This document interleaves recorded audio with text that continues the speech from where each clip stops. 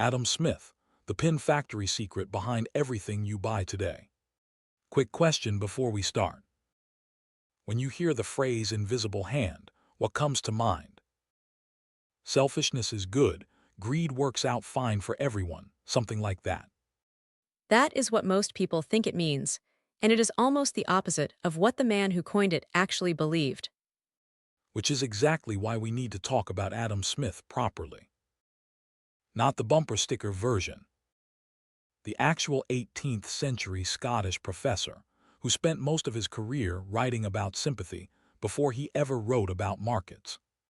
And that order matters enormously.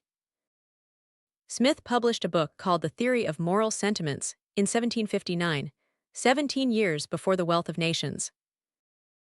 In it, his entire argument is that human beings are naturally wired to care what other people think and feel, that we imagine ourselves in another person's position before we judge our own actions.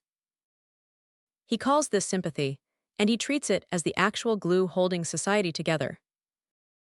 The Wealth of Nations is not a rejection of that book. It is the same author asking, given that people also pursue their own interest, how does a large economy actually organize itself? So set the scene for us. Where does this thinking come from?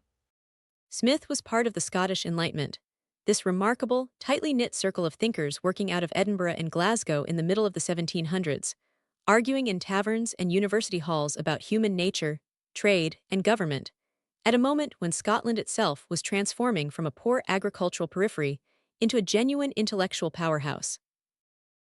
Smith taught moral philosophy at Glasgow, and he was constantly walking between two worlds, the university lecture hall and the actual merchants and manufacturers of a rapidly commercializing country. And that brings us to the most famous example in the whole book, the pin factory.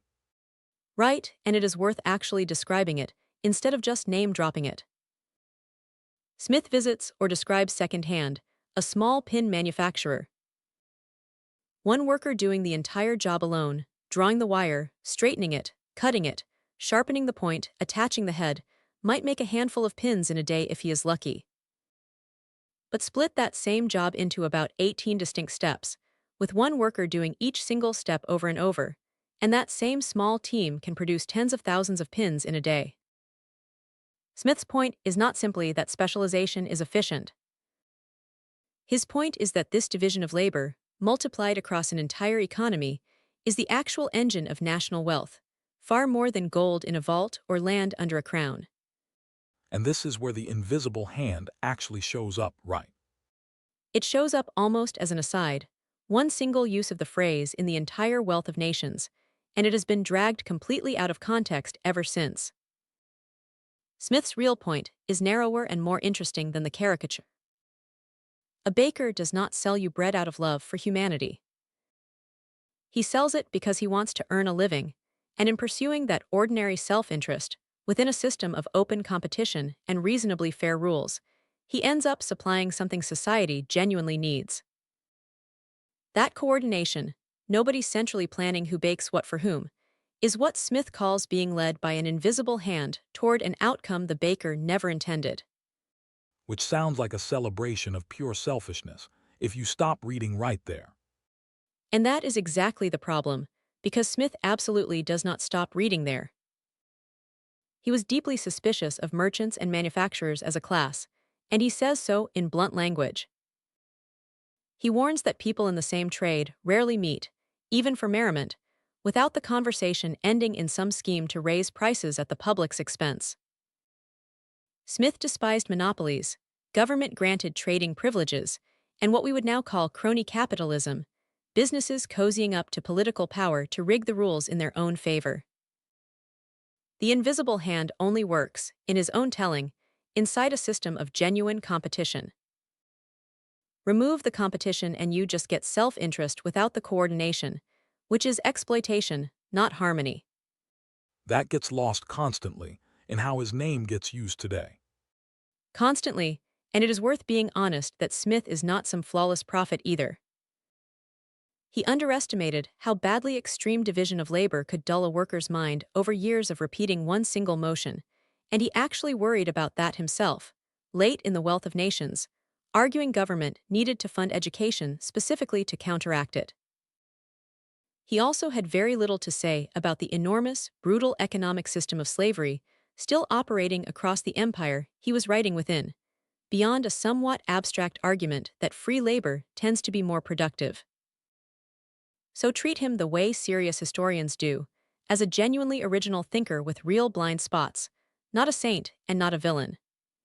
Let us bring the pin factory into the present, because you can basically watch it running live today. An Amazon fulfillment warehouse is the pin factory taken to an extreme Smith could not have imagined.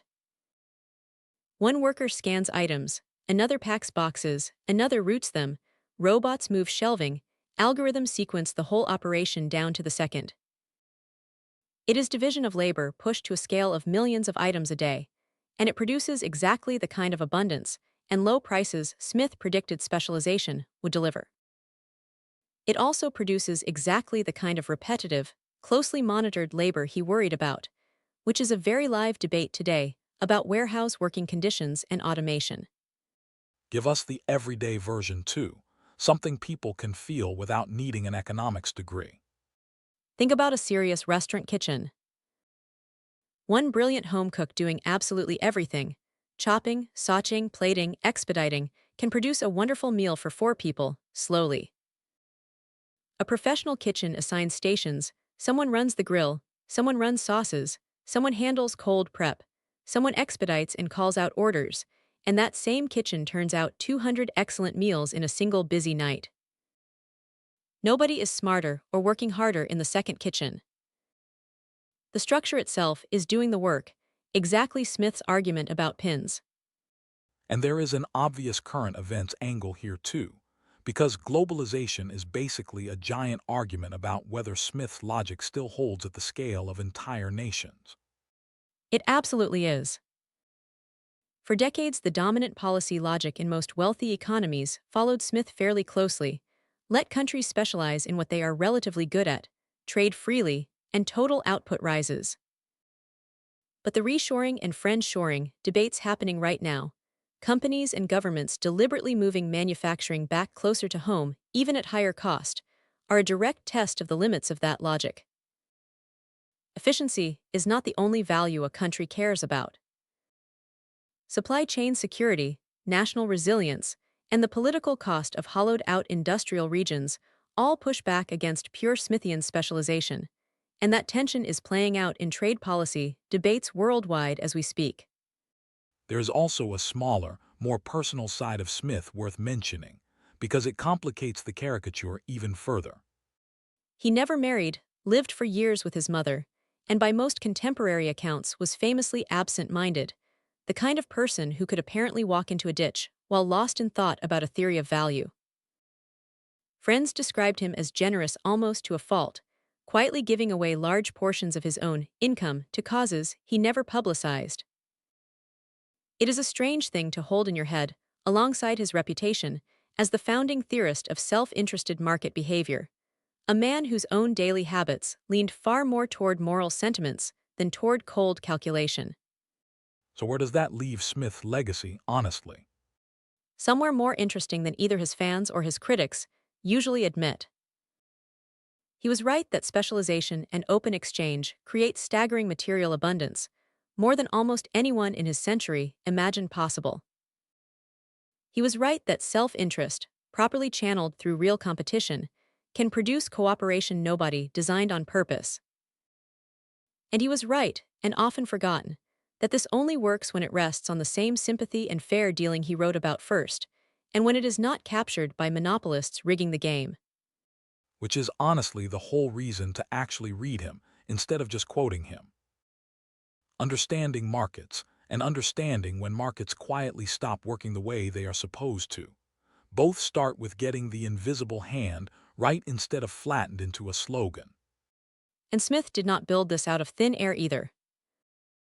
His whole worldview, the confidence that human behavior could be studied empirically rather than assumed from first principles, came directly from his closest friend, a philosopher even more radical than he was. Next time, David Hume, the man who questioned whether reason really runs your life at all, or whether it is just along for the ride. See you then.